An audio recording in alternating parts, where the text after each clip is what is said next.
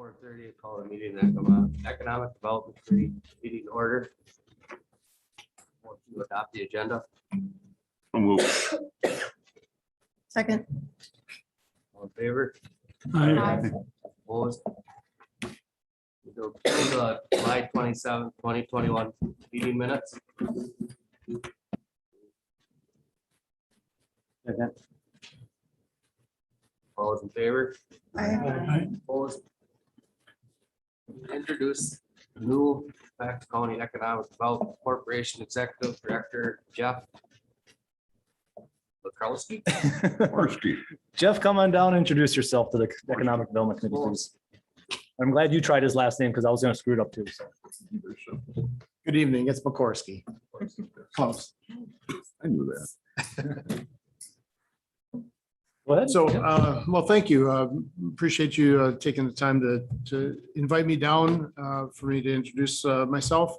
As you know, Dave Thiel retired at the end of July, and I'm taking his place, but I want to make sure that all the projects and the attention to the communities remains and continues to help the residents and the community of Waupaca County.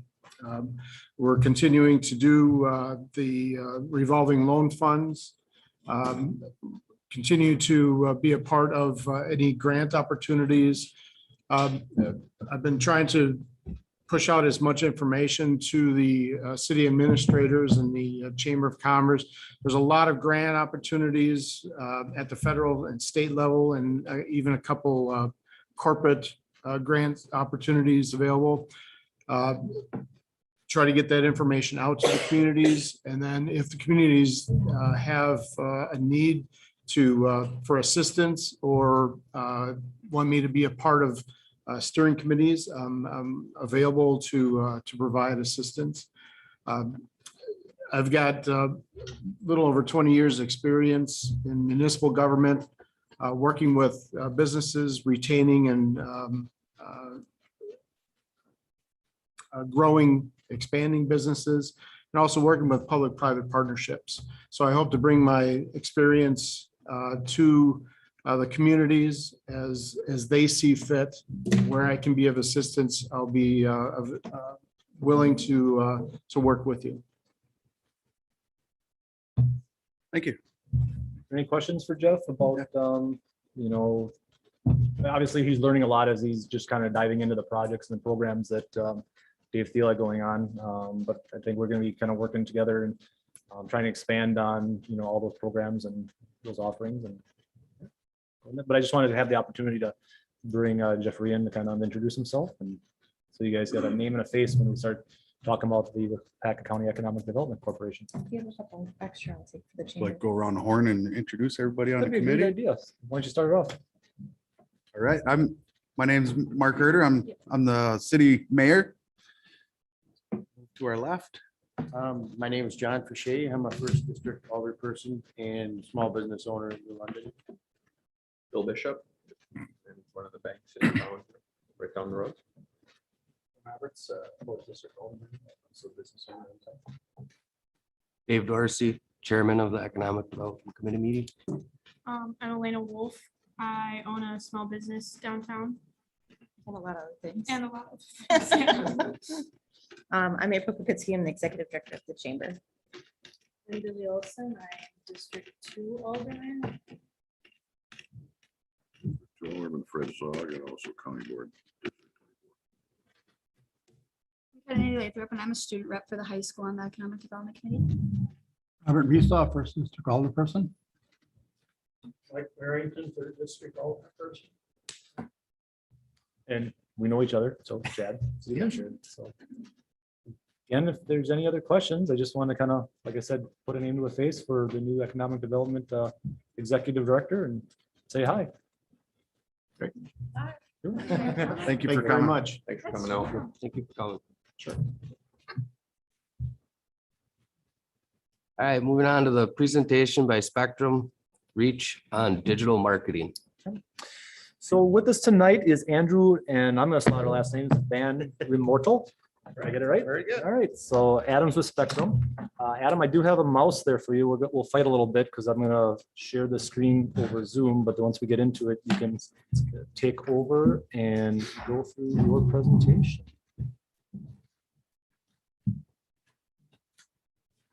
It's all yours. There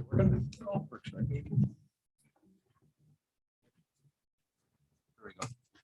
Turned it on. There we go. We Got it. got it. So, all right, well, thanks for the time. Again, my name is Andy Van Remortel. I'm on the advertising sales team at Spectrum Reach. How this conversation kind of came to be today, I'm working with the school district on a digital campaign for them. Chad was there, also the chamber was also there to kind of view that presentation as we went through it and recommendations that we had for the school. And thought it might be a good idea to just talk through it today and give you some perspective on what we're doing for them and how potentially the city could fit in, the chamber could fit in, and in some respects, how the county could fit in as well to this plan. So if you have any questions along the way, I printed it off. I think I got it to just about everybody.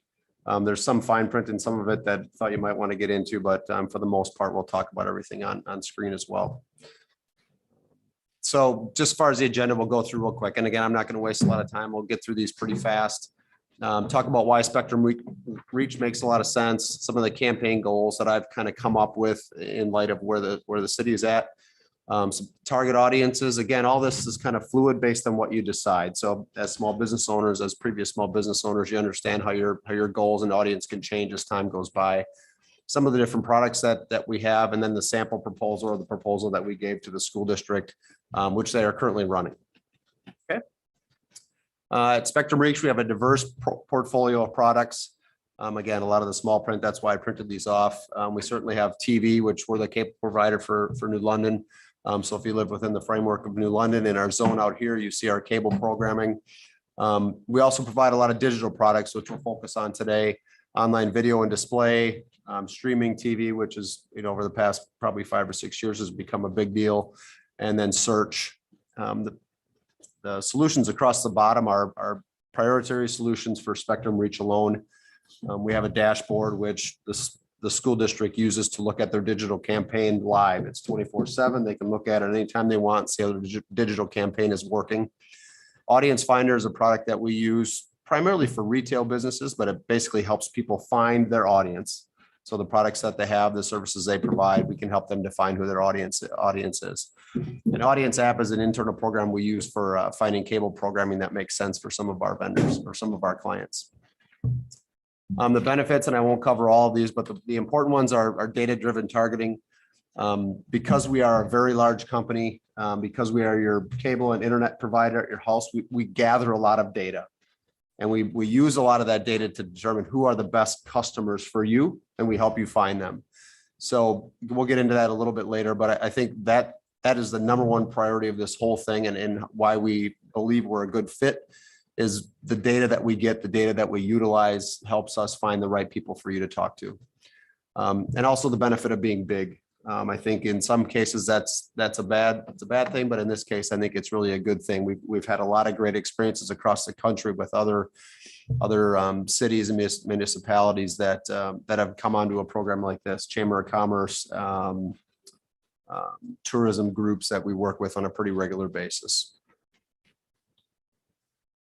Fundamental approach of the plans that I generally put together are just talking about the audience reach, finding the right people to talk to. And again, this can fluctuate as we talk through this, being able to target them geographically, whether they're in a small quadrant in Appleton or Hortonville or Green Bay, wherever they are, we will find them and get you to them.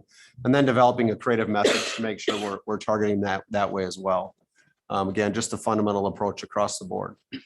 So the challenges, the goals, these things can fluctuate again. So just some of the things that I came up with, building more awareness for the city of New London. Certainly you have it, but providing outreach to some of the other communities around you and maybe some of the bigger communities around you to showcase how great New London is and why people should move here and why businesses should move here. The great things that the community has to offer. Basically driving traffic to the website is one of the goals. Some building traffic on social media so they can learn more about the community and the things that you have, and then build awareness. We have a retargeting function with our digital campaign. So that helps us build a list or kind of keeps people coming back to the website to see more.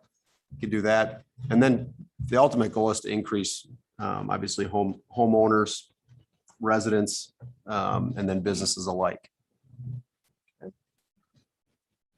Target audience, challenges on top. Target audience, and again, I kind of went through and I've done this for 25 years, so I've kind of figured out what I think would be the right target audience. There's still work to do to figure that out, but you guys can help with that as well. Households 25 to 54 of people that are employed. And I chose that because the longevity of that person in a community like yours can be 40 to 50 years, where every year you get older, you know, your span of being a resident here shortens. So if we look at that group, and this is targeting 80% of what we want that group to be, we can't target 100% of them because you will have people that are 20 that move here, people that are 60 that move here. So, and then geographically targeting them as well. Where do you want them to come from? Where are they likely to come from? So are we talking to people in Green Bay? Are we talking to people in Appleton or Oshkosh or Neenah in that direction, having to move out closer to this area to experience what New London's all about or what the surrounding communities are all about, to get away from the hustle and bustle of what they are now. And really the strategy behind it is to showcase the qualities that set New London apart from adjacent communities across multiple screens. So that means TV, digital, any of those screens that we have available to us. So we'll go through some of the products now, and this is more specific to the campaign that we're doing for the school district, but we thought it made sense how it fit in with doing a campaign as well through the city, is online display. And if you've ever been on the internet, which all of us have, and you go to a website like ESPN or People or Fox News, you'll see little ads on top, you'll see ads on the side. Those are the ads that we're talking about. On this screen right here, you see the two Target ads. The red one on top, the yellow one down the side. Those are called display ads. So those display ads are on any website, most websites that you go on at any given time.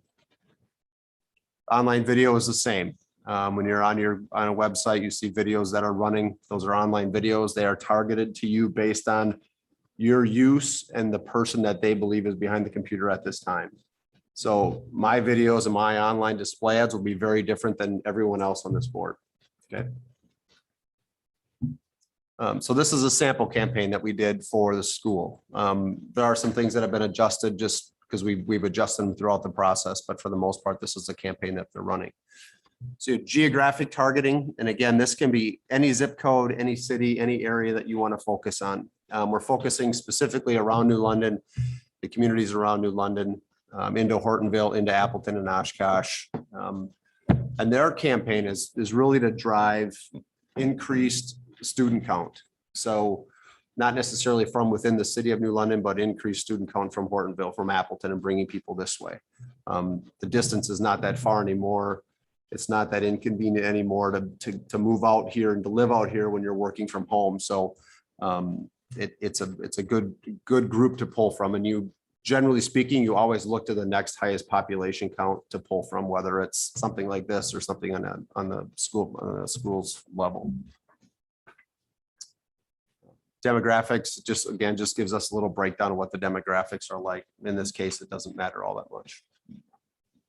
These are some of the websites that they will show up on. These are not all of them. They're not, exclusive to all these. They will show up on majority of them, but if they're education websites, obviously local news websites, the Post Crescent website, a lot of the TV station websites.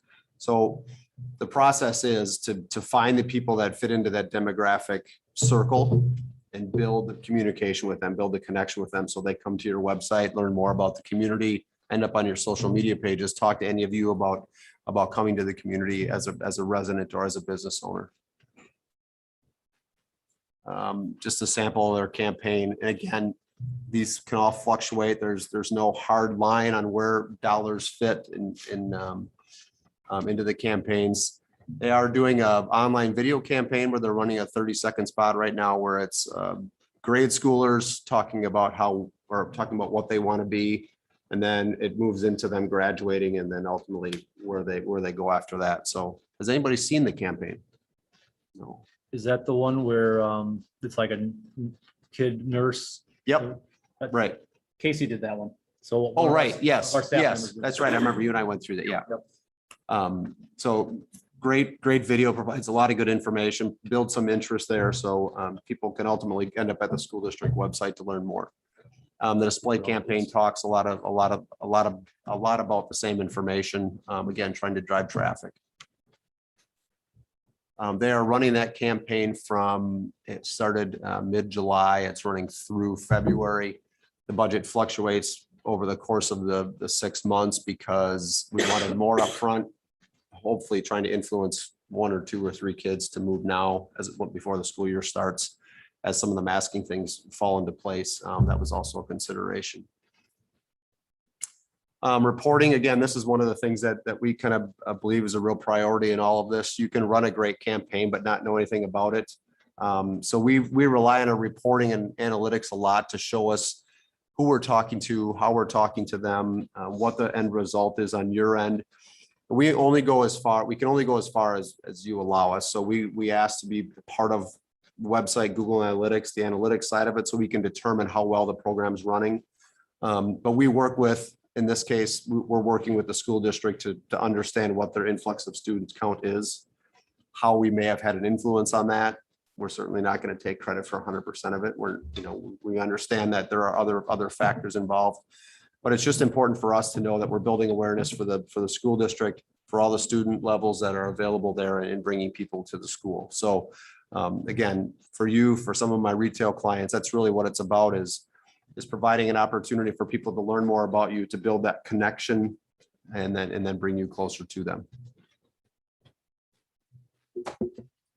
A couple sample snapshots of what the dashboard looks like. And again, this is over the course of a month or 2.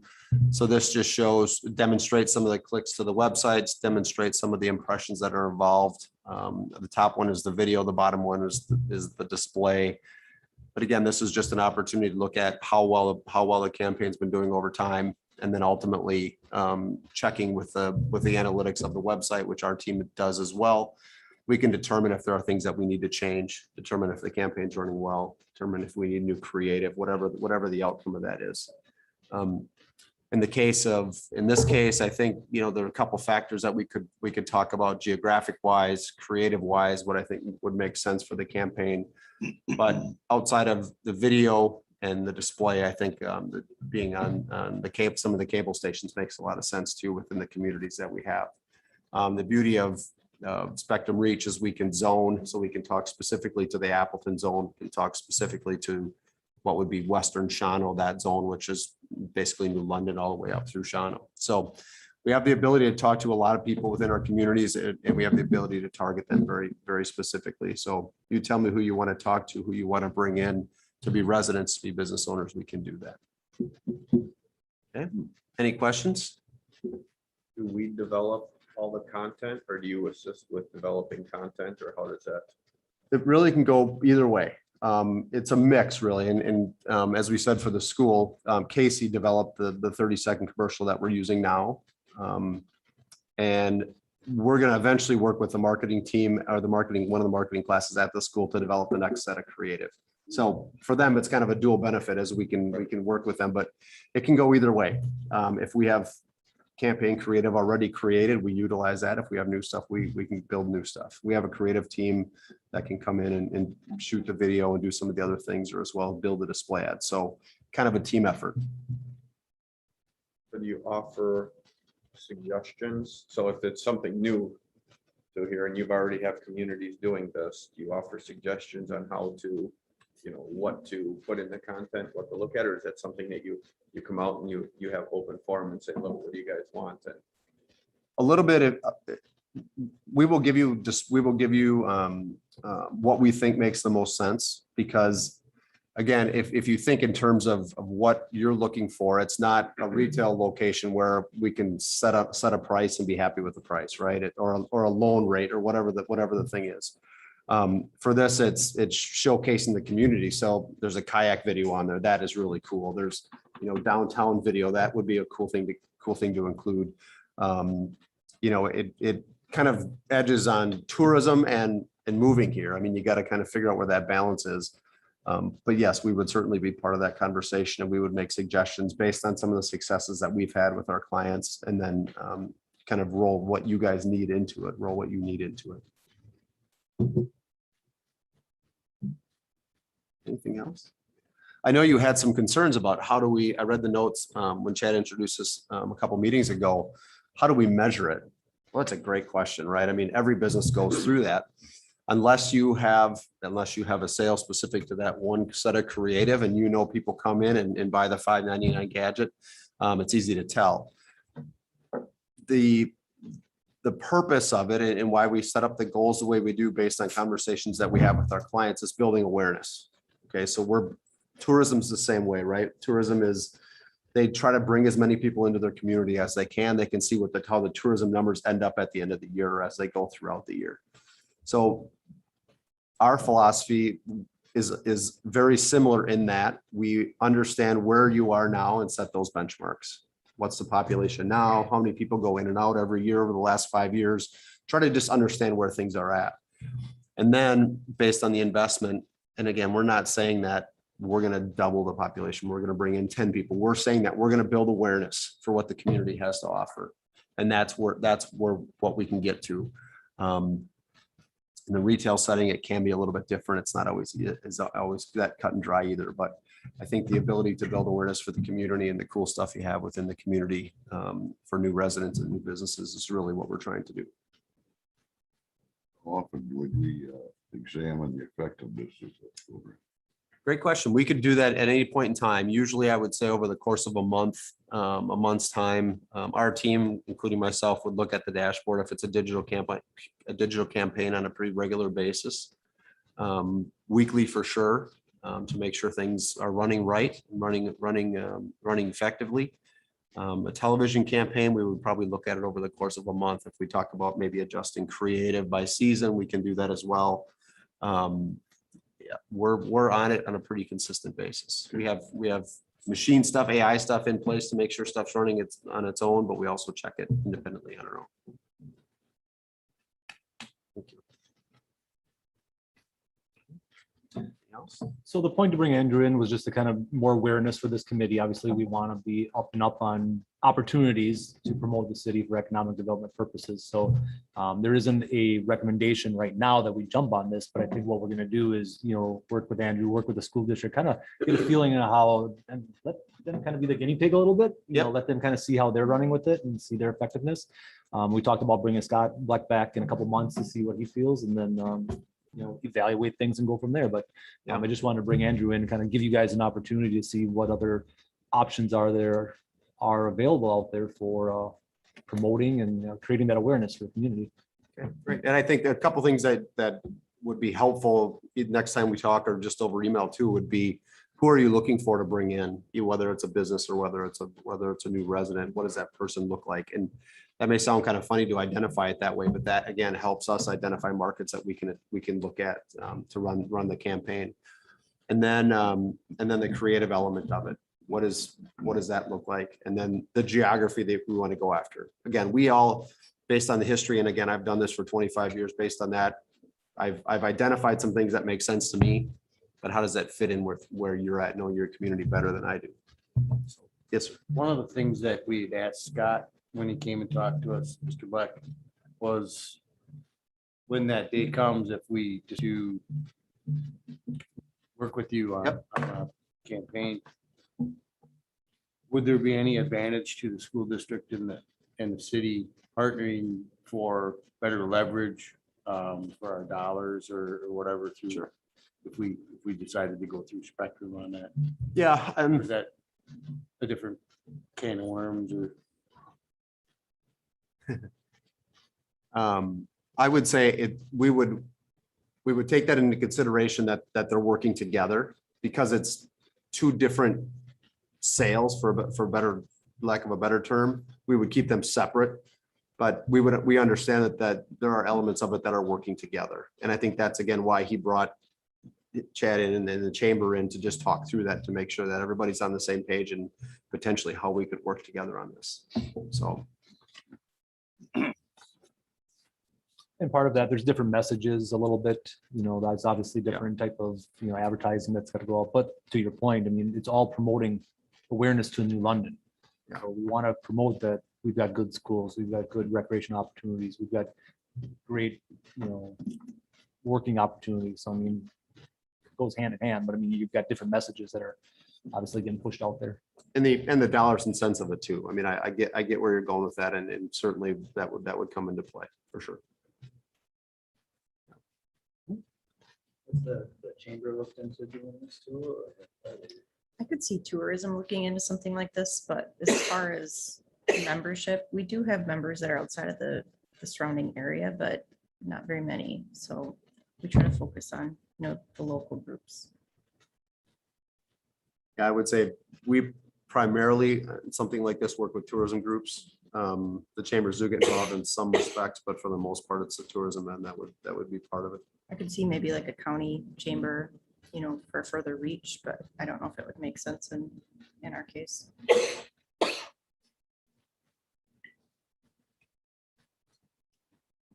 Anything else? Well, I'll keep in touch with Chad. And if you guys have any questions, feel free to email me. All my cards are on there. And as we get data from the school, I will send over some of that as well. That was the last screen that you saw with some of the data that they had. So once school starts, I'll get back in touch with Scott and that group and make sure that they're happy with where things are going. Wonderful. Thank you. Thank you for the time. Thank you. Have a good day. Next, we'll discuss proposed updates to the Fastgate Building Improvement Grant Program.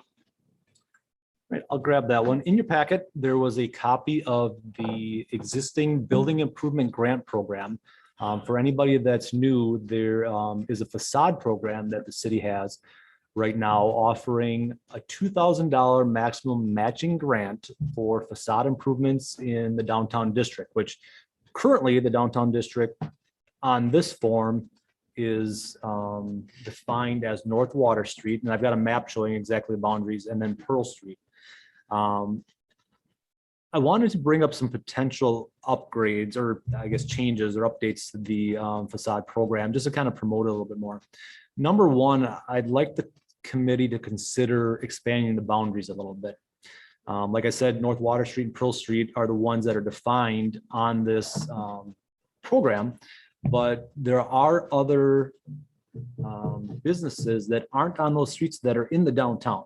For example, the bottle shop just did some upgrades to their facility, and she came in, was interested in the facade improvement program, but according to the way it's scheduled right now, she's not eligible. I can think other businesses like the vet clinic on Wolf River Avenue, and there might be some other facilities. The Old Hardee's that's getting remodeled. That's another facility that could be eligible. That's not included on this. So number one, I'd like the committee to consider expanding those boundaries a little bit. And then number two, the second consideration is I've gotten one application this year, and that's actually from the bottle shop who isn't eligible. Other than that, I haven't got any other applications. So the full amount of money is still sitting there eligible for it. But I've known of 3 other projects that have happened this year that all of a sudden it was done, and I approached them and like, oh, we didn't know about that. And according to the wordage right in here right now, they have to apply and be approved like within 30 days before the project starts. So obviously the way it's worded right now, they are eligible. So number one, I'd like the committee to kind of consider looking at the boundaries. And then number two, at least for this year, I haven't had the time to advertise the way I would like to down the road just because of COVID and taking on all the different staffing changes that we've had in the office. I haven't had an opportunity to jump in that full bore yet. I wouldn't mind if the committee consider us to allow backdating for projects that have happened to the first of the year. There's another grant that the state just put out. They're doing the same thing. I can't remember if it's a $10,000 $10,000 Main Street bounce back. which we'll talk about in a little bit. They're backdating, I believe, to the first of the year. So it's not like it's never been done that you backdate. But I mean, we have the money there for facade improvements for the businesses. I'm trying to give us an opportunity to get the money out there and promote the program. Chad, that you mentioned that some have already done something. I know Bob Leahy redid the front of Jolly Rogers, but then little building next door didn't do anything. And Bob's did a hell of a nice job there. Yep, he was one of the businesses I was referring to that they did the work, but the work was done before the application. So if we would allow a back date for the first of the year, that would be one business that I would reach out to and say, hey, if you apply for the application, if you guys, would agree with that. I think that backdating it to the first of the year would be something good to consider, just because I think that helps promote businesses to also want to improve their buildings. If they hear that other businesses are getting money for the improvements that they did, it encourages other businesses to do the same thing. And also like gain awareness of the program in itself. And I think that with everything that's just been going on recently and the chaos that's surrounded everything, people are kind of overwhelmed with all these opportunities that sometimes they kind of get forgotten about. So I think that that would be a good thing. And then in regards to expanding the boundaries, I also, April and I kind of discussed this before, and I definitely think that the boundaries of downtown have expanded. I don't know exactly when these boundaries were set, but when you consider downtown, like I'd consider like Festival and all these places over here that are just branched off from those streets. Those are also downtown businesses that have easy access to like just right by downtown. And just because they're not on a main road shouldn't mean they're disqualified. And I'm assuming, and I'm sure at the time when this was created, there was probably some discussion on what the boundaries were gonna be. I'm sure the committee, I don't have that personal history, but I'm sure the committee really went through, and I'm guessing there was some reason why they picked what they picked at that point in time. But with that point said, those businesses on those two streets have had years of opportunity to apply for this grant. Is it time to look at expanding what those boundaries are and give other people the opportunity at this point in time? But like I said, what's the boundary of the downtown district? So again, what I got in the map right in here is just showing what the current eligible properties are. So the current application talks about McKinney Street to the county line on North Water Street, and then on Pearl Street, from where that makes the bend to Wapaka Street down to Beacon Avenue. So not just, just to kind of get the process going, I threw together another map. And this is just a starting point to talk about what the downtown district could be. I mean, I could easily sit here and move points around based on what you guys think, what the downtown district businesses could be, eligible for this program. What are city limits? City limits, Like how many businesses do we have outside of that red that would be? oh, boy, that's a Would good that question. go- Are you talking Yeah, like then down to industrial park and This would show right now, let me get a Google map. retail district or? Yeah, look, more of the downtown retail district, I guess, would be a better. Okay. So New London, actually Google Maps does a decent job of showing what the boundaries of the city are right now. So the red map, and I'll bring that up again in a little bit, is kind of showing the center of town. So I'll bring this up again. So what you see in red right now would be down to Beacon Avenue, starting down there, would include, businesses wrapping around on North Water Street, wrapping around the backside of the Embarrassed River. So like Familiar Grounds is right here, and then the Tax Place and Thrivent is over here, which they would be eligible already. But then you've got, wrapping around, you would include like the Festival Foods area and the businesses in there, the mini mall that's behind us there. You could include all the way up to where the chamber is. The chamber is right here. And then where the old Hardee's is right next door here. This would be pretty much the railroad tracks right in this area. And then you could include coming down into the west side, northwest side of Shawano Street. So back to original would have been eligible with this layout right here, which they Mid-state would be as well. state would be as well, which they currently are not eligible. Little Caesars would be eligible. Dairy Queen would be eligible because they're on North Water Street right now. But if you wrap around south of the river here, Community First is right here. This would now include them. The waters would get included in this scenario. The church down here, the bottle shop then would be included. The vet clinic would be included. So does this give you a starting point representation? Mill Street would be, this is Wolf River Avenue. Okay, so I was thinking we've got modern flooring, we've got, That would be getting way outside the downtown district then per se. So if you look at this point right here, this would be the corner of It's Marley's. Pearl and Beacon. oh, Marley's. Yep, I see. Marley's. So I'll bring up the map here. Okay. So that would be. She's another business that's asked me about that grant. That would be right here. So your new downtown district boundaries would be in this area right here. Whereas you got modern flooring and building supply and stuff, they're way down here. So that's getting quite a bit outside the downtown district, or, getting way north by the Walmart area. That'd be way outside the downtown district. So Hey, Chad. Yeah. I think when they drew those boundaries that made it Pearl Street and Water Street, they had to arbitrarily decide on some boundaries. Yep. Exceptions to the exceptions. And otherwise, it'd be an unending debate on everything. Mhm. There also is a nice print shop downtown that I'm sure would. I don't want to mention any names, there might be a conflict of interest. I got one question. With being a budget program, there's gonna be a balance of some sort. Is there, do you know what the balance is? we'll talk about the budget next. That'll be a good Reason segue. why, I bring that up is if we expand the boundaries and we backdate it, that balance might run out That's a faster than Yeah. it would attract. There's one this afternoon. So, well, people that got it done already, and tap into it before the ones, like, oh, maybe I should, oh, it's already gone. Mhm. So I guess that's my concern with both expanding and backdating. Good point. I think expanding it is a great idea. And it's first come, first serve. So when the money's out for that year, the money's out for that year.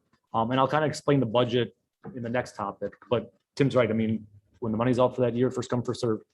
A possible consideration of that brought up issue would be maybe we could do both things, but not at the same time. So for this year, following, like I said, just the COVID craziness and everything, maybe this is the year we could backdate it and instill that new ordinance with it or whatever. And then also advertise that in the following year for 2022, we'll also be expanding the boundaries. So then that could potentially leave some businesses to say, oh, we'll just wait till next year to do those to get that money. Just to consider the money factor with it. And money wise, this year we have 20 grand to play with for this program. Again, we haven't distributed any funds yet. So that would be, up to, could be more, but it's probably about 10 projects. So I'm kind of aware of 4-ish right now that have done things this past year that would be eligible. So my that would- question to this, we open that up and the boundaries.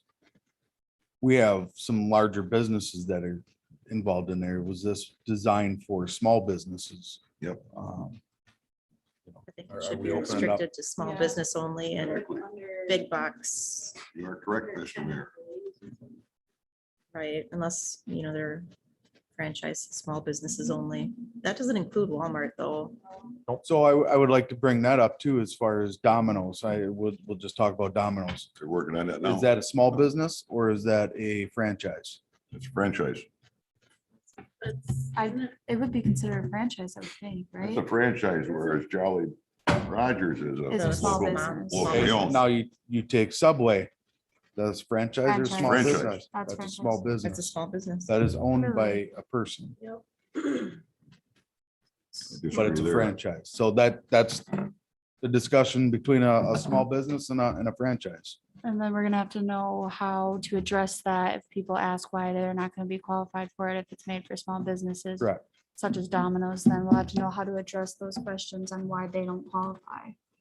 I feel like it's highly unlikely that you're gonna see Walmart or Domino's or a corporation trying to apply for a local grant. I mean, I could be wrong. We've but- seen it with, when COVID came out, though, the big corporations followed under the small business grant applications, and they sucked that money dry right away.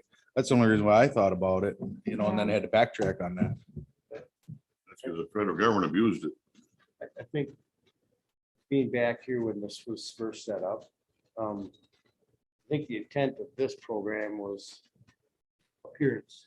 Like, for example, a Domino's Pizza in Terre Haute, Indiana looks like it survived a hurricane and it looks like crap. You wouldn't want it in your community.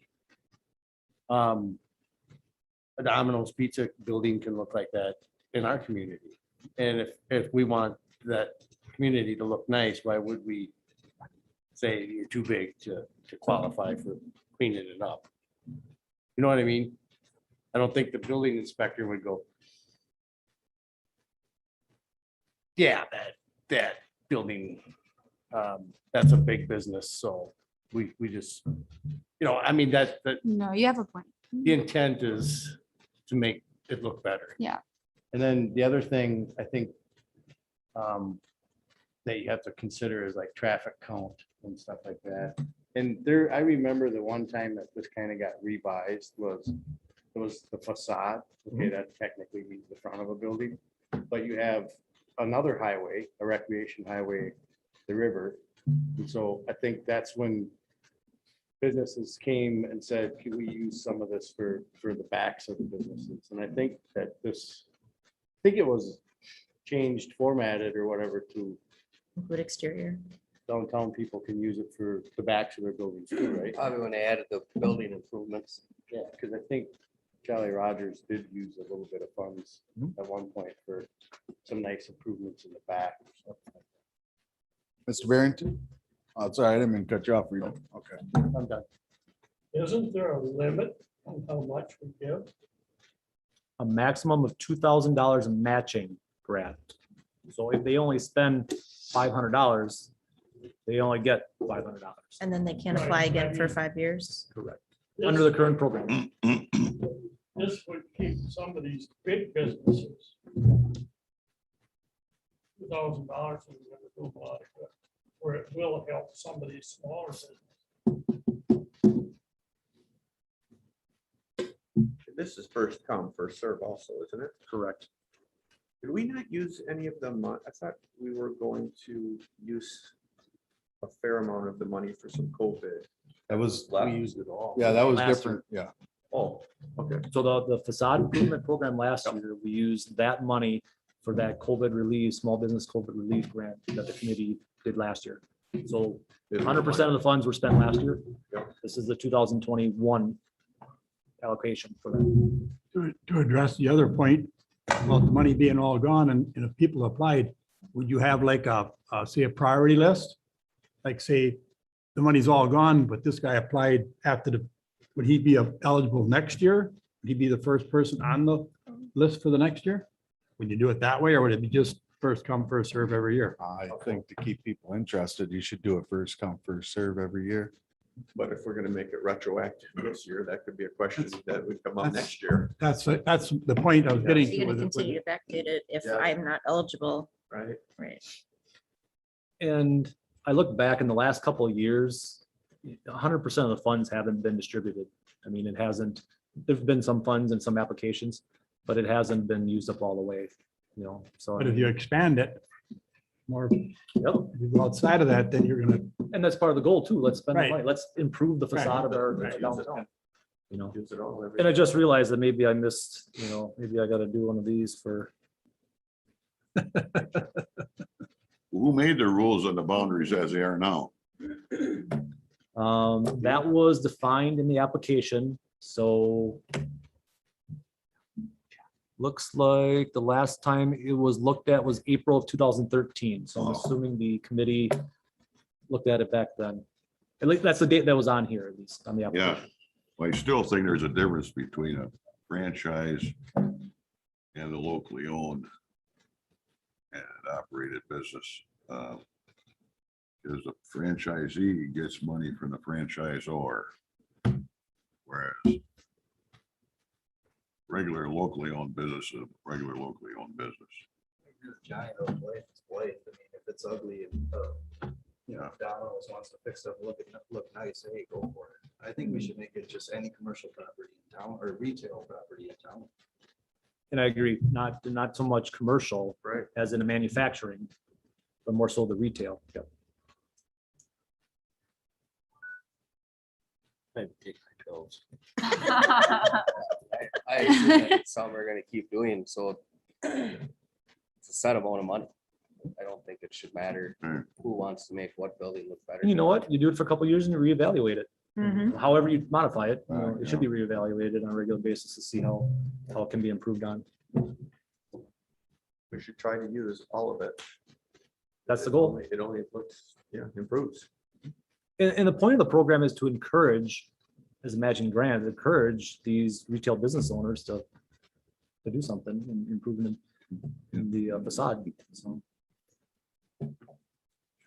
Me personally, I'd like to see more emphasis on small businesses. Just my 2 cents to it. I mean, even if it would be something think where we'll- you have 2 applicants and it's left, a small business gets presence over I don't know, larger brick and mortar business. And that's up to you guys. That's just my Like first aid. My range or something. thought process on that. Right, maybe if we had less of a first come, first serve advertisement for it and more of like a application review for it, Yeah, so that we would have more of an input on deciding. because then we'll be able to evaluate the actual candidates more than just being like, oh, this person came first and then. Is that why it's a Could be other 30 day? potential candidates who might need it more I than think it's others just as a well. review process. Once you start getting into a lot more of that review process and, you know, are you eligible or not eligible, you're asking a lot more questions, you're asking a lot more information, you know, and I think the point of this was just to make it easy, first come, first serve, get it done. I think the applicant would consider that red tape, versus if we have I kind of like the way John worded this, if it's someone wants to, it's basically a beautification. Right. We're calling it a facade grant, but we have some flexibility here, and beautification grants are pretty common. Yeah, it's a tough discussion because like you said, you want your city to look good, Yes. you know, let's spend the money. But then again, you also got to think about your small businesses that thrive within that community as well. And that's why I threw that out there. Well, in one point, I don't know if this matters and how you guys are talking about it, but the way it was written back in the day, you know, the completed applications are reviewed by the city administrator who has complete discretion over the program. The Finance Personnel Committee may be asked by the city administrator for clarification of matters regarding implementation of the program at his discretion. So I mean, or his or her discretion should be. But if there's, you know, something that is really weird and shouldn't qualify, then obviously there's discretion by the city administrator at that point in time. But for the most part, I think it, you know, to make it simple, you know, that keep it simple, stupid philosophy. First come, first serve. I like the first come, first served because then you can do something with it now. It's not hold it for 6 months and then try to decide if the people want it, they can apply for it. If they want it bad enough, they're gonna apply early. So is the idea to expand the boundaries and backdate it for everyone within those boundaries or only those that had applied for it and were declined? Good question. Great question. And something we have to define tonight if we're gonna do it. Because I've gotten one That's application going from to, somebody. I'm watching that money deplete real fast.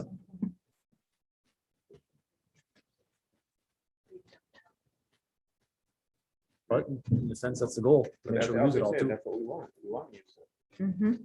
Let's make it competitive. Let's get people excited. Let it and- go. It's getting later in the year. I don't know Right, about the many year is applications almost this over. year. And then you Mhm. get a whole other Replenishes it. list of applicants next Right, year. right. Outdoors work in the winter. No, that's right. I mean, I would Let it look nice. try to get it gone this year and then we'll replenish in January again. See a reason to hang on to it. So we can do a motion on this one tonight, right? Yep, I would separate those motions out, number one, allow the program to backdate those businesses who applied for as of, or did projects as of the first of the year. And then number two would be a motion considering expanding the boundaries. If you guys want to use this as boundaries, we'll set this as our official map. Otherwise, you guys stay how we want to move this around and we can move these Do we dots have to do around. the boundaries one first? We can do We're that. gonna backdate the other one. So you're gonna backdate, the backdate to these boundaries, not the existing boundaries? Yeah, whatever you want to do.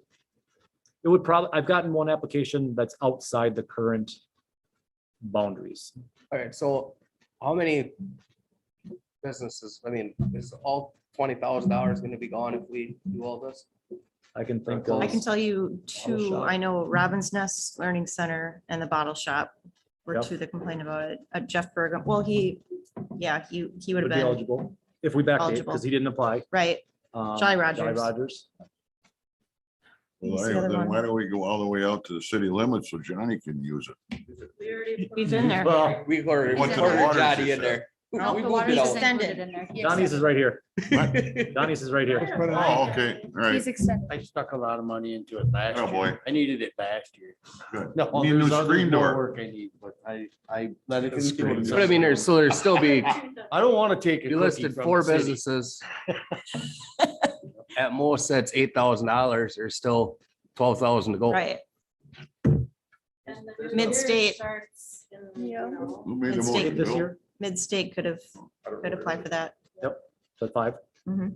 What I think motion you want guys should first? Go for the gusto and I think we should open it to just everybody and backdate it. And we Yeah, can, I and do we can too. make it temporary This will be this the year. most exciting. Right, phone that, calls. yeah. backdating definitely will be just for this year because of COVID. Yes. Yes. Even that boundary could, well, I don't know. Mhm. No, I we'll love back it. the The boundaries. backdating would be just We this want to year. support The you. whole idea is to encourage this. I don't understand the backdate. It's already done. It's paid for. Because we have no way of spending that $20,000 in the next 3 months. Spend money for the sake of spending money. That's. That would be just this year to do that. Yeah. Wouldn't be. I think the backdating question comes in because We can backdate. It shows good faith. And that's okay, because It shows it's just good gonna faith. encourage people They don't have to apply. to apply. We still have to apply. Right. You know, Well, and it kind of gives more notification to everybody that the boundaries have expanded than if. they It's a didn't. federal grant too. Positive. This is a federal grant. no, it's No, not. no. it's It's gonna- right there, federal building. No, we put it in every year in the capital projects. yes. Well, then why you say federal? Federal, where's Where are it? you federal? looking? We replenish that fund every year in capital Facade projects. building. Oh, Frederick. Federal You need facade. your prescription updated. Put these out over years, baby. That's. Stand corrected, Mr. Mayor.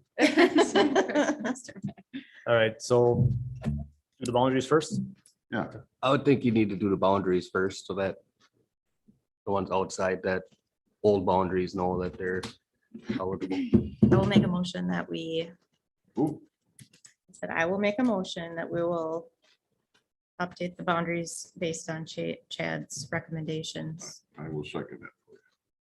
The motion's been made and seconded to update the boundaries. So do we want to maybe do retail in the whole city and make it, because we talked about that.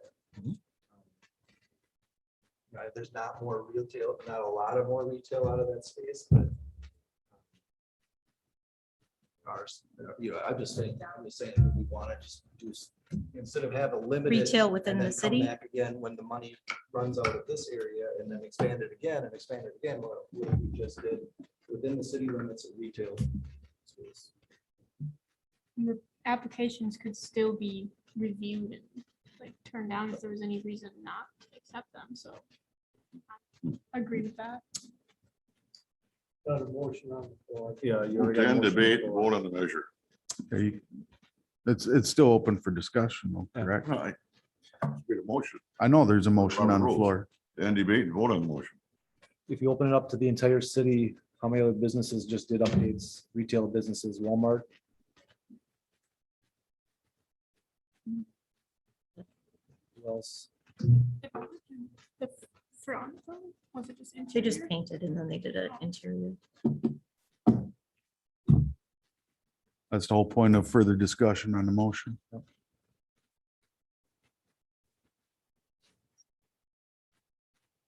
All right, sure. Now, if there's no more discussion, we can move on. I don't think modern flooring is within the city limits. I think she's Hortonia. You what? Yeah, that's. That's the only one that I'm kind of leaning towards what you're saying for retail, but she's not even within the city limits. Who's that? Modern flooring. No, she wouldn't be eligible. Is that little strip out by Walmart in city limits or not? Yes, but that's way up here. Well, out to down, out to the spur road. This boundary right here is the railroad tracks on Shawano Street. For the most part. So Walmart and all the north. That side should go to businesses over there. 54. I thought that was 54. Nope, this right here Spur road. is the, nope, this is the railroad tracks. right here. Why wouldn't we go to 54 and But catch city FX limits is Auto, spur road. that little barber shop? Yeah. You should go to 54. I thought that was Highway Well, if we go to 54. I didn't know we 54, why weren't don't we going do that the far whole north. city? I mean, why are we stopping at 54? You gotta think like, people are gonna question these boundaries. If you expanded it, why did you just we- stop here? What about, that little strip by Like- Walmart? Current boundary is right here. This would be 54. So again, like Dave was just talking about Bucky's, Barbers, Dollar General, Quick Trip, O'Reilly's, Walgreens. And I guess the intent of the facade improvement program was for the downtown originally. Is that the point of kind of keeping this in the downtown? If I were on this committee, I would amend the motion to expand to the city limits and any retail space. That's my recommendation. You have a motion on the floor, let's vote on. Mr. Mayor, either we go by Robert's rules or we don't. There's There's a motion to end debate. He Debate just ended. gave a And vote on the recommendation, measure. right? Yep, that was just End a of story. discussion. We It was discussed just it. It's called a vote. discussion. There's no more debate. All right, Just all those in discussion. favor? So the motion is, as of read, as given, to set the boundaries based on the map that you have in front of you. That's the Right. motion on the floor right now. She made a motion. Yep, and you And you seconded it. seconded. Second. Yes. So the motion hypothetically would have to fail to do another motion. Right. Based on what Tim was saying. Or it could be amended. Or, yep, or the people that could, who made the motion could amend it. So The call for a motion has to be voted on. This has to be voted on first. So we have to vote on. Call the vote. We're gonna I did. change something. Yeah, just call the You're vote. on All line. right, all those in favor? Aye. Opposed? Motion carried. Now we need one to backdate. That would be the second motion to consider. I make a motion that we would backdate this to January 1st, 2021. Second, sorry. Second. We made a motion to backdate just for this year, the application. All those in favor? Aye. Opposed? Motion carried. One minute.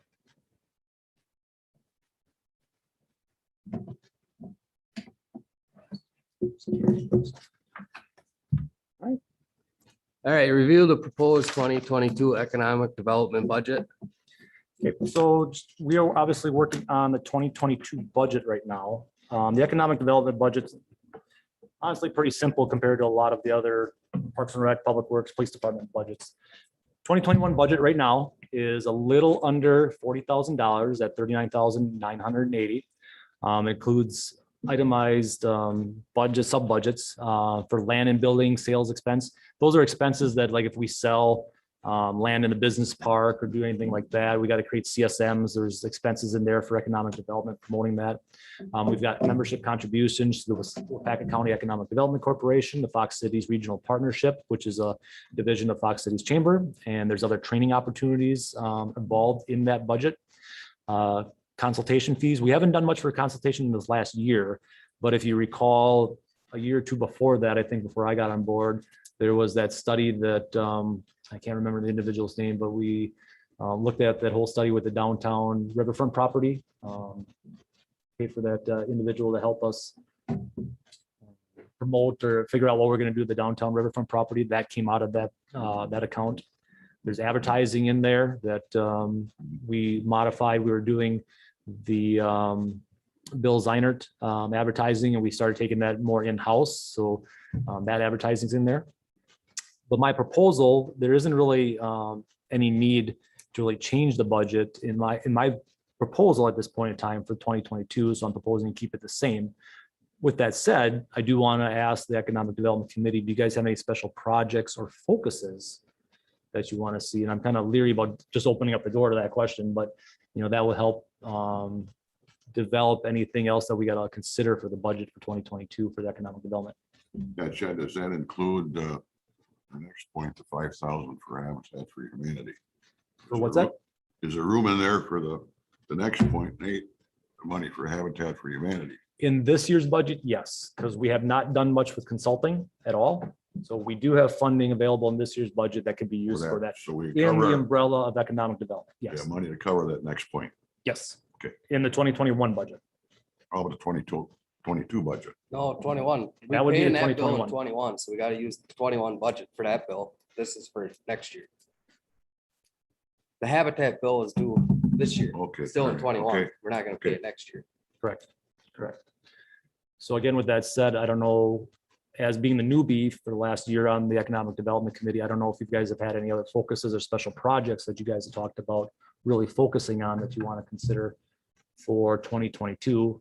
And usually projects might cost money, so I want to make sure that's Sure. factored and included for 2022.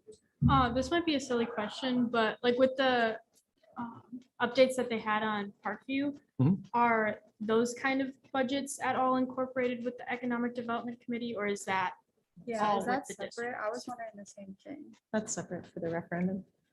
This is just the economic development budget, correct? Oh, Correct, and I guess I'm kind of lost on, I think she's asking about the school That's totally different. improvements. That's yeah, schools. school improvements. that's that- school budget. Mhm. Okay. Their that's budget's completely totally separate. separate. Yeah, school district budget totally separate than the city. So, Okay. and this would just be for economic development. Along those It's same not lines, definition. as you're thinking You're about that, defining, yeah. you're defining.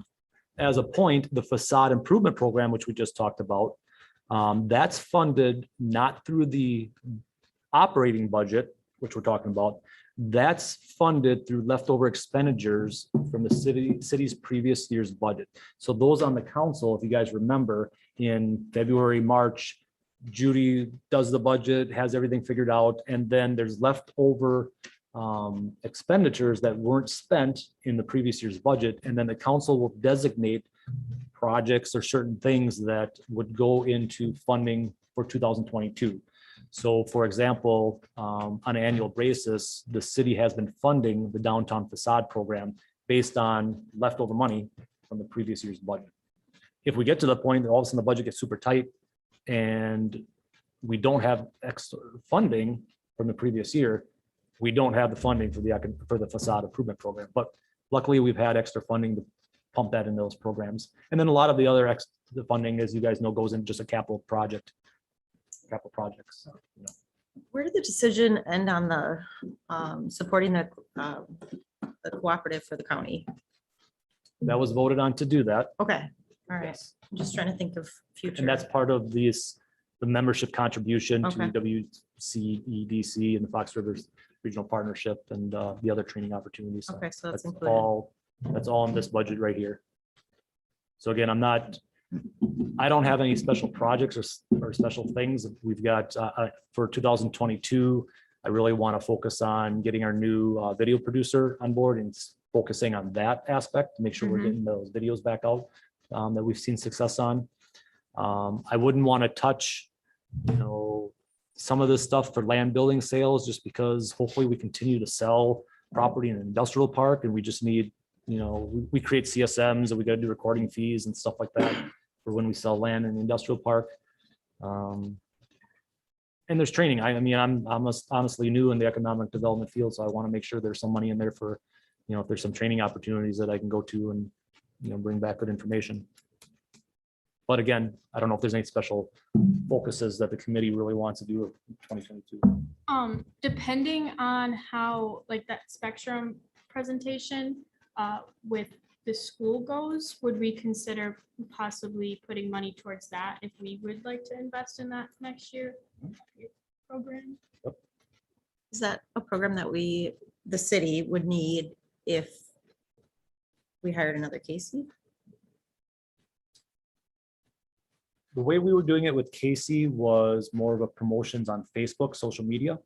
Not so much geofencing. Correct. They're doing a little bit different. They're doing the Google Analytics, which if you go to a website, like he showed that one example, you go to a website and it's got the banner up on top with Target and the banner on the side with Target. We're not doing that. We don't have those. We're not doing that focus. Don't have that capability and. Yeah, Okay. that's a whole separate thing that, you know, if we would get involved with the charter thing or the Spectrum thing, we could create the content like we were talking about that Casey or whoever, you know, our replacement person, we could create the content in-house and give it to them. It's just how it's used then. Yep. Okay. They're actually the vehicle to get it online, Sure. you know, Okay. with their analytics and things. And again, I mean, personally, I mean, I want to wait and see with that. I'm not pushing for that program, but I want to let you guys know what that's all about. You know, if that's something we want to do.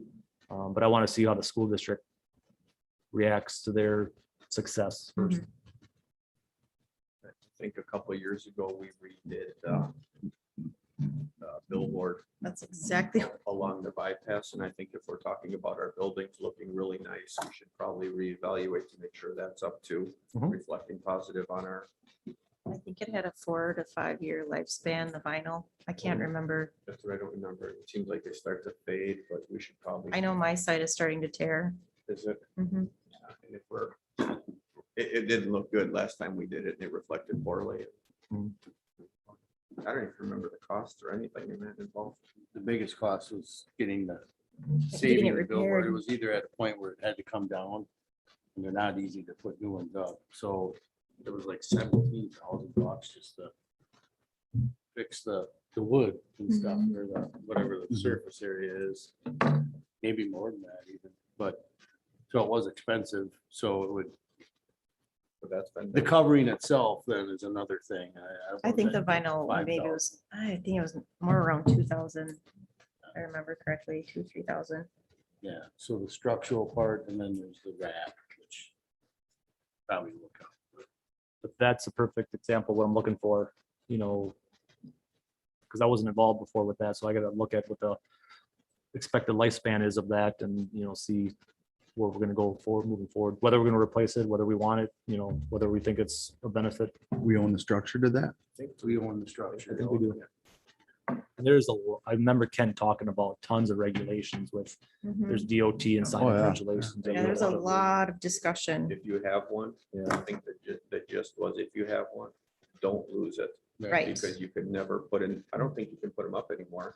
But And you can don't, if you maintain sell it, you don't know what kind of advertising is gonna be right on the Well, outside of our city. Clintonville had one Yeah.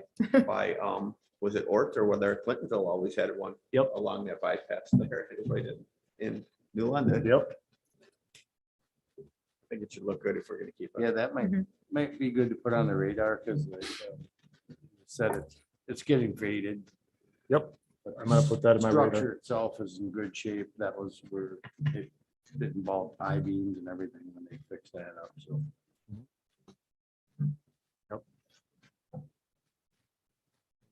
Few dollars. I think when I drive by that bypass, when the water's high, there's a sign in the water, John, you probably know what it is, that wood Yep. sign, maybe trim, because I think that's being overgrown. Yep, there is a, DNR, Walleye for tomorrow. That's a DNR property. Was it? That's a DNR property. There's a wood sign in top for New London. there's a city sign down there. I'm almost positive. Somebody else brought that to my attention. We went down there and looked at it. Now I gotta take a boat ride. Yeah. Mm. I think it's a Walleye for tomorrow project. Okay. That's right by the bridge, that one is. The one you're talking about, John, is right by the bridge. Be on the west side of the bridge, where it says walleyes for tomorrow, the habitat area. That's right by the bridge, by the bypass. It's worth a look. And that project, either anything replacing that signage, whatever, that wouldn't be an operational budget included in this 39,000. That would be included in the capital budget. which would go to a capital, the capital projects committee reviews all capital projects. And then they pick and choose, like you guys who are on council, you guys know how the capital projects committee looks at all the projects. Another one for the capital budget. I'm getting some research done to see what it would cost to put a good sign up at our industrial park on 45 to promote the industrial park. You've seen some of those municipal industrial parks, and then you see the signage, the names of all the businesses in the industrial park. I think Wapaka's got a nice one. Okay. Just to promote the industrial good park. I mean, advertising. I've heard so many people say, you've got an industrial park on the north side, where is it? You know, putting something out there to promote it might help. And that request actually came from a business who was interested in the future in building in the industrial park. Something we're looking at. But those costs would go in the capital projects committee for consideration.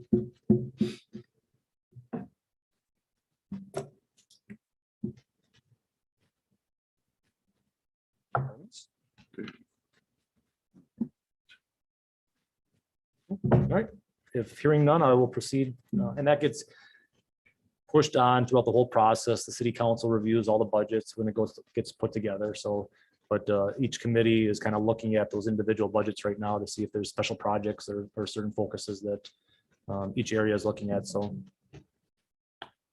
we'll continue with that. All right, moving on to consider donation request for Habitat for Humanity. Most of you know we have Rock the Block coming up September 16th through 18th. I think this just got put through the wayside. I think the Rock the Block team kind of thought this was coming through already, but I was asked the other day about it and I said, we don't have a request officially yet.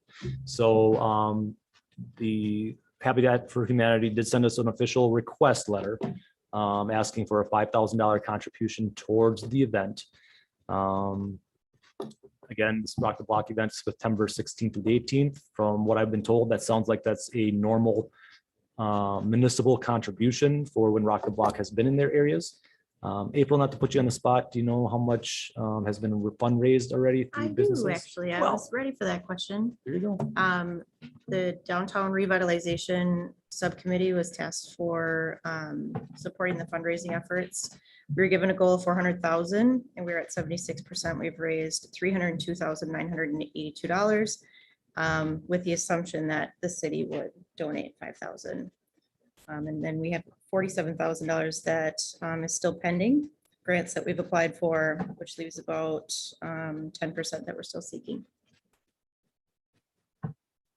And to what Fred asked before, what we could do, this could be financed from the current 2021 economic budget because we haven't done anything really for consulting this year. So, I mean, there's money in that budget currently that could absorb this donation if you guys would approve it. Comes from the economic committee. It would come out of the economic development budget, yes. And it's kind of an economic development situation. Can I get a motion? I would make a motion to approve $5,000 donation to Rock the Block event from economic development. Second. Motion's been made and seconded to consider donation request for Habitat for Humanity. All in favor? All right. Hi. Opposed? Motion carried. Moving on to updates and reports. Business update. So for the business update, we're gonna do two things here. I'm gonna give you an update. I want to expand a little bit about the Main Street bounce back grant, and then Elena is gonna give you guys an update on the commercial lease survey that we've tasked her to do. So I'll pull that up next. But Mr.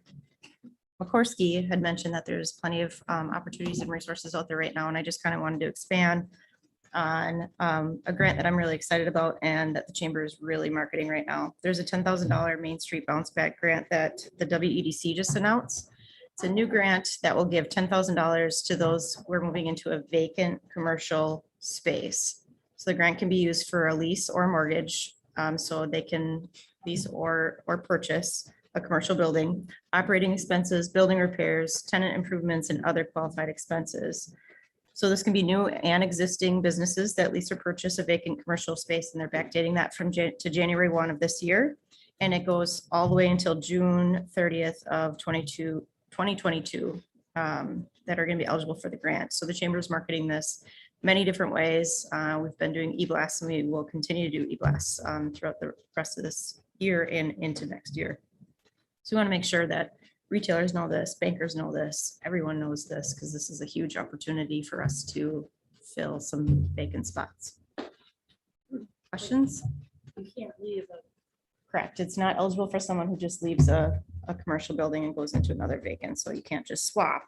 You have to be moving into a vacant spot. But there really isn't any other perimeters. So it's not within limits. Right. I'm aware of at least one business owner.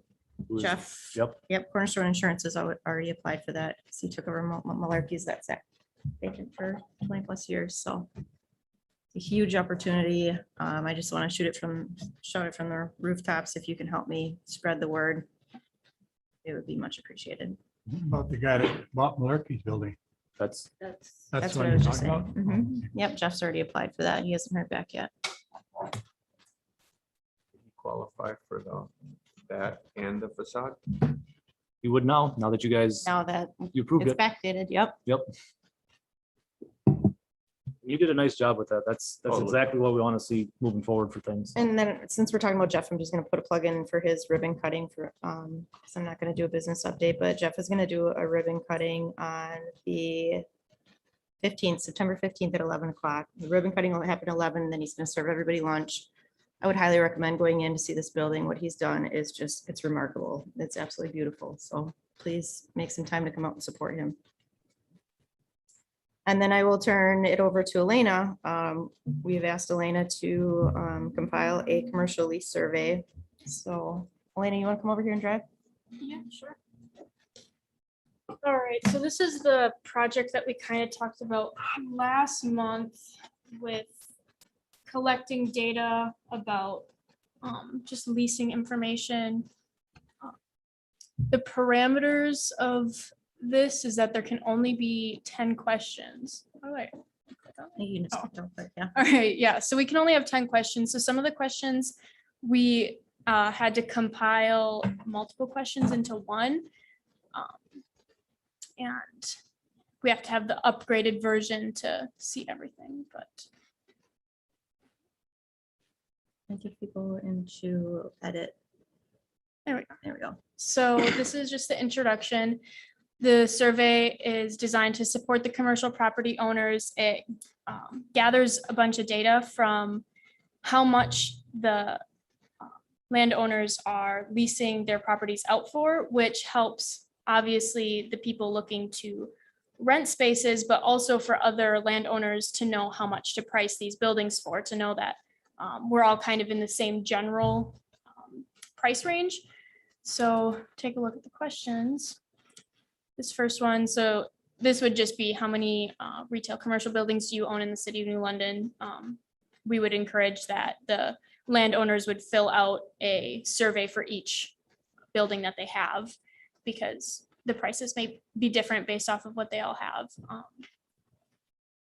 How many are currently being leased? So there are some that may be currently vacant or whatever. And then kind of just listing some of the main streets that we have downtown and in the city. And then there are multiple different ways that you can calculate or price a building for when you're renting it out. So those are just some options if it's for percentage, square foot, combination, throwing a random number out there or other. And then, these are, so if it is based off of like square footage, then please specify how much. And this is kind of one of those things where if we could have more questions, we would break this down into multiple different ones, but it's combining 3 questions into one. And there's that example here. So it makes it more simple that way. And then if it's based off percentage, there's that question. If rent is charged any other way, please specify. and any special amenities. So I know that we kind of talked about that last time too, because there are some places in New London, like if they're on water or if there's utilities that make the building special, that obviously affects the cost. And so we want to factor that into their calculations. And also factoring in the changes of the past year or so, if that has affected the prices at all and what they've set out there. So we are hoping to collect the email addresses, and then for those the businesses that we don't have email addresses for, sending out just physical mail and then gathering the responses that way, and then also posting it online on the chamber website. I think somewhere else we talked about too. And then I'll set dates for those things. So a date that we send them out, a date that we want to have all the responses by, and then gather the data, analyze it, and get it out there for people so that the landowners can have that, like I said, so that they know how to price out. So we're all kind of on the same page for things. So it's not just like everybody's on their own with it. And then for people looking to come into these vacant properties, how much they should be expecting to lease out a retail property for. So we have a tourism data sheet, a really large sheet. It's of every single business in town, home business, you name it is listed on there, every nonprofit. So we're going to add that data to there, and then we'll bring you some information after we collect as much as we can. Yeah. Just kind of touching base on where we are. There's no actual data yet, but we've compiled the survey. So I don't know if there's It's just some old businesses to come to town and say, hey, they're right. cheaper than everything. Right, so that we can actually give them a number, because right now it's like, well, we don't. We Yeah, can't really I've been give them asked, I've been anything. asked for a recommendation, like what do people charge for rent? And there's Right. so many different factors. And I think some people who own property in New London have never stepped foot in New London, and they don't really understand New London, and their prices are too high. So maybe just giving recommendations or having that information on hand is going to be helpful in the future. If there's anything else. Any questions? I don't have any questions. I don't know if anybody has any like feedback necessarily on this, but I think we're just gonna move forward with the survey unless anybody has anything else to add to it. I think you did an outstanding job. Really looks nice. Thank you. Yeah, good job. All right, moving on to the city administrator report. All right, real quick, we continue to work on the 2024 downtown reconstruction project. We've had some public meetings already, and we're still collecting public input. Next step is that next week, Board of Public Works meeting, we're going to be asking the committee, the Board of Public Works, to make a decision on what the typical width of the downtown would be. So that means what the roadway and what the sidewalk widths would be, which factors in a lot. I mean, narrower roads, I mean, it's different. Narrow roads means wider sidewalks for more pedestrian accommodations. But then what's that sweet spot that you don't get the road too narrow, that it's harder for deliveries that are dropping off or people opening car doors. So that's one of the first steps in really defining what the downtown design is going to be, is figuring out what the typical width of the road and the sidewalks are going to be. So the Board of Public Works is going to be talking about that next week, Tuesday. April talked about the Wisconsin Economic Development Corporation with the bounce back grant. Along those same lines, another grant out there, East Central Wisconsin Regional Planning Commission is sending out technical assistance labeled as an economic resistance toolkit for businesses. I was going to think about applying for this grant to assist businesses in the city in strategic planning for the 2024 project. So I don't know how I'm going to word this yet, but I mean, I'm thinking about what East Central does is they give technical assistance. They do facilitations and project planning and things like that. So in the back of my head, I'm thinking that, you know, maybe we bring in East Central to kind of facilitate some meetings that try to give information to the downtown businesses along the streets that are being renovated on how to prepare themselves for the 2024 project. Just a thought in the back of my head. So I'll reach out to East Central to see if that's a feasible project that we could work on. But I'm just thinking that this might be another opportunity to help our businesses during that 2024 project. And then lastly, applications for the video producer position has been closed. It was a slow start. I was really kind of nervous the first week or two with the applications we received, but we ended up having 23 applications. So I'm Nice. working on that application process, and there's seems to be some good feedback on or good experience out there for some of the applications. So I feel nervous about filling Casey's shoes on what he did, but hopefully we can do that. That's all I got. I think, Chad, review potential agenda items for future meetings. This one's been on there a long time, so I think if we get to a point where we're lacking on information, I'll contact Oliver to bring them in to talk about the Advanced AI Wisconsin. I think we were gonna ask Christine Cross to come back. She was presenting information on the theater at that one Wisconsin theater workshop that was going on. So we're gonna probably invite her back to kind of give a report what she found out there. So those are kind of things in the future. We do some research to see what the longevity is of that the vinyl on that billboard. and Yep. Condition, so we Yep, I'll look back and hopefully Kent has some notes on the billboard. I remember him talking about it. I don't remember how many years that current one's been up, but you know who did it. I Ken- have- Ken yeah, usually I had have some decent notes. Information in the tourism Yep. folder. so I got that on my list to do research on to see what we gotta do. Just so we don't get to a point, like you said, it starts falling apart and it just makes us look bad. And moving on to public comment. All right, review the next meeting date. Next regularly scheduled date would be September 28th at 4:30. For sure. Second.